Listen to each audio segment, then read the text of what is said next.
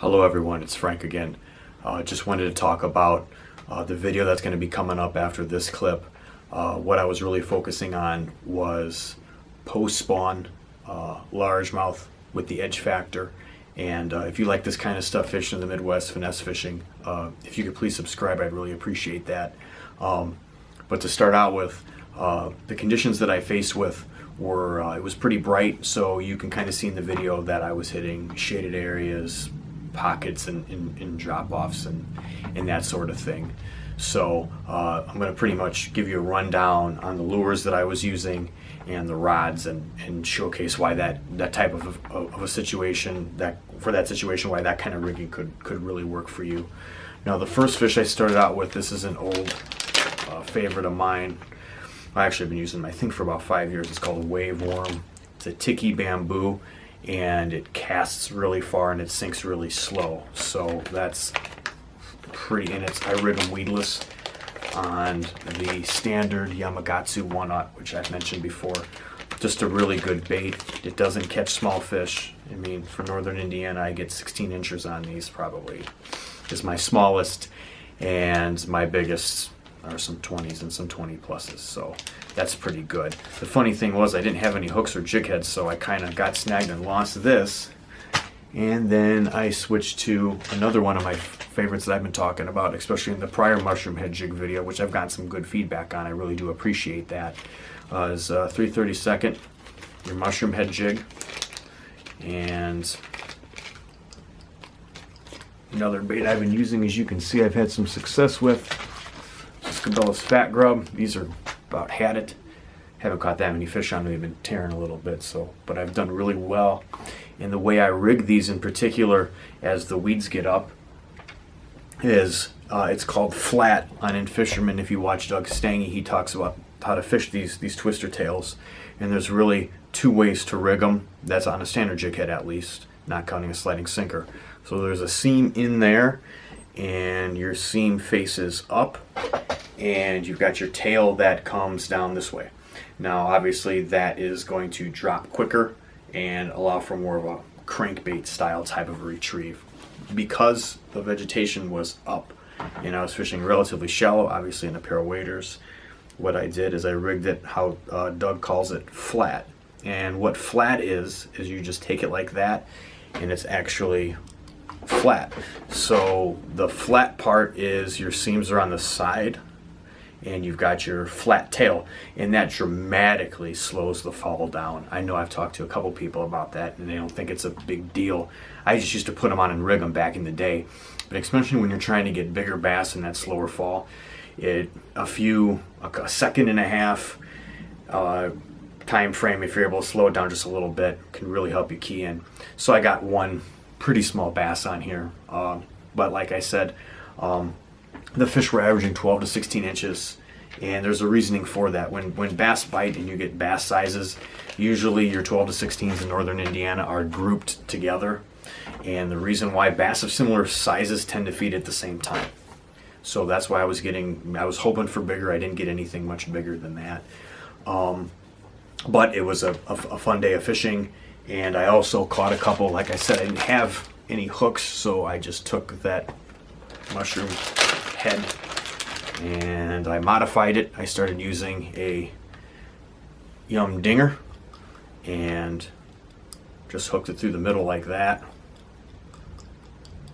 Hooked it through and made a kind of a wacky modification with it on a shorter rod. Fish were active, so I knew that it really wasn't so much about the rigging. When fish are like that, when you have edge type fish, it's more about finding them than it is about really honing in on a certain color. Even though, if you'll notice my color choices, green pumpkin, watermelon fleck, solid green pumpkin, purple, I tend to go on the natural side whenever I'm in doubt. So I had a pretty good day, caught 6 fish. And that pretty much just sums up the rigging. You've got your edges and your drop-offs, and you're just trying to hit those and maximize your presentations. So I was using 8-pound copolymer line, and the first fish I caught, these are Lew's rods. These are just my absolute favorites. and this is a discontinued model. Try not to graze the tip here. It's a loose speed stick. It's a 85 million modulus, which doesn't mean a whole heck of a lot outside of the fact that split grip, it's just an awesome rod. These Fluger reels, I still say these XTs are really underrated. They have phenomenal overall quality. Drag systems are smooth, and this reel, for a spinning reel, it has a lot of torque, which is unusual. I can line up and get into pockets quick. I can make great underhand cast with this, so I like that.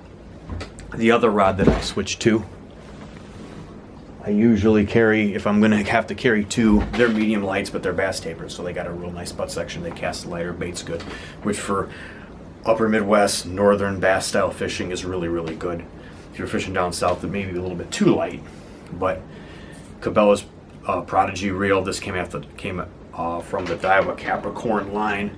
Just an excellent reel. A mid-gear ratio, it's not too slow, it's not too high, so it's versatile from ice out to ice on.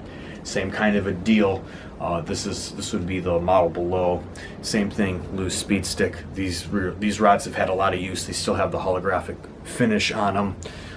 You can see the handles are kind of stained, but the blanks look pristine. Just excellent quality on these loose rods. For bass fishing, these Magnum taper type rods, where you've got a stiff butt section and a nice tip like that, they're key. That's the real difference. It's not so much if you're in doubt about what to use for edges. It's, like I said, it's more about finding them. Having the right tool for the job is critical. And as you can see, the tips on these rods, I can barely touch that, and you can see that rod right there. So that means I can cast an 1/8 ounce lure, but it has enough butt section in here where I can handle an 8-pound bass in tight quarters if I need to. So I'm able to get that light natural bait in there, and I'm able to use some muscle on them if I need to. I did try stitching, and I got some tangles with it. I didn't straighten out my copolymer line like I should have, and the water was shallow anyway. Fish were active, so Wacky worm presentations or the jig presentations fit in very good. So the camera that I filmed the footage on is called an 8-man 1080 HD. It's real small. It's a little bigger than most of your GoPros, and I just popped it in this waterproof, shockproof housing because I was walking in my waders through all kinds of stuff. Comes with a case for 49 bucks. Pretty good if you're just starting out with an action camera. But the main thing I wanted to do was just get some decent footage of some fish, because that's where I'm standing at right now. What I'm filming this on is the regular Canon, which is what I've been filming most of my how-tos on. So I've got fish with the 8-man. I highly recommend it. It's got a screen, back screen, lots of settings.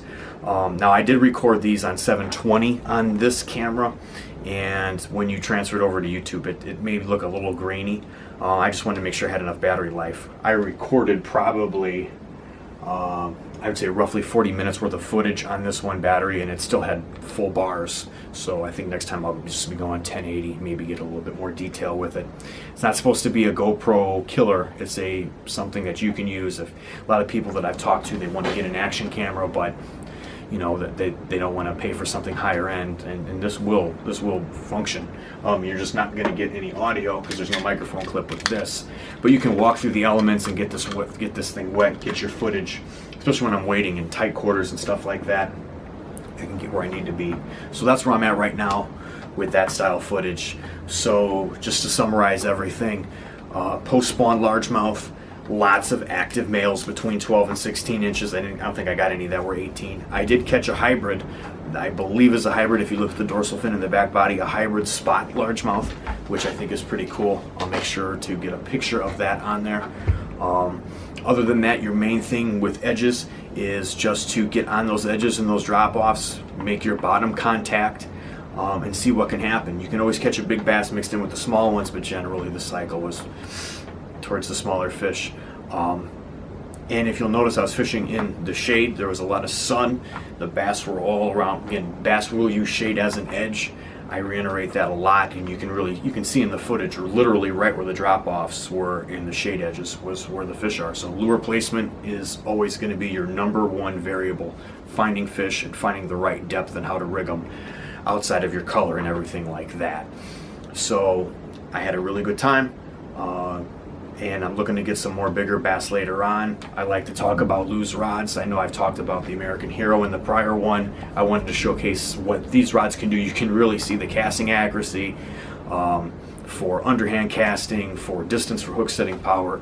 It is just prodigious all the way around. I can't say enough about them. So I'll stop talking about that and get to the fish catching video footage.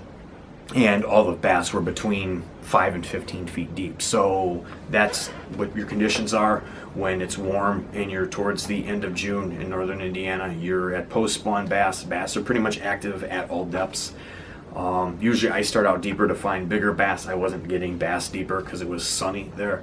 So I had to suffice for some smaller ones. But you know, when you're catching, you're learning. A lot of times they prefer a certain color or a certain rig over another. So the only way to catch big bass is through trial and error, and sometimes that involves catching some smaller ones. So take care, everyone, and just remember, warm water, post-spawn, edge factor, again with that pH.